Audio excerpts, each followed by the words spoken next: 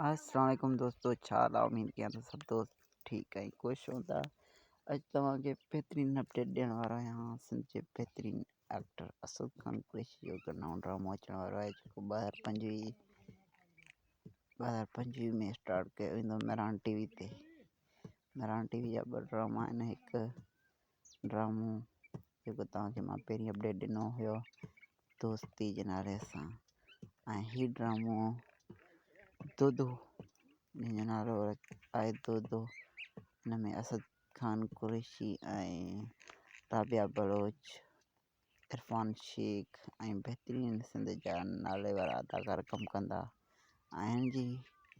जेका मूंखे मिली अपडेट मां तव्हां सां शेयर कई, ऐं इंशाअल्लाह हिन जा बहितरीनु एपिसोड ईंदा, ऐं जेकॾहिं वधीक अपडेट आई तव्हां सां शेयर ज़रूरु कंदासीं इंशाअल्लाह। बाक़ी मेरान टीवी जा 2 ड्रामा एक्शन सां भरपूर आहिनि।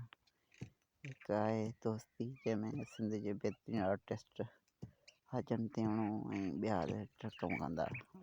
उन्हनि फ़ोटोनि में मां तव्हांखे असद कुरैशी जो फ़ोटो बि ॾिनो हो, त हीउ ड्रामो असद कुरैशी जो आहे। हिन नालो दो ॿुधायो पियो वञे, जंहिंमें अदाकार कमु कंदा असद कुरैशी, इसरार लगारी, रफ़ीक एसियाणी, ज़रिया केरियो, शमा सिंधी, फिरोज़ खान, वली मोहम्मद भट्टी, सैफुल्लाह सुहाणी, पीर बख्श लाशारी, नज़र खोसो, अहमद अली शेख, नसरीन नाज,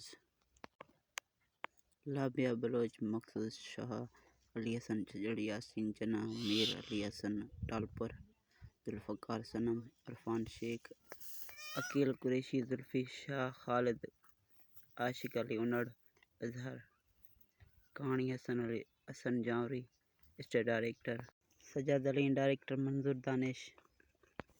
इहा ही अपडेट। बाक़ी जिते हुजो ख़ुशि हुजो, आबाद हुजो।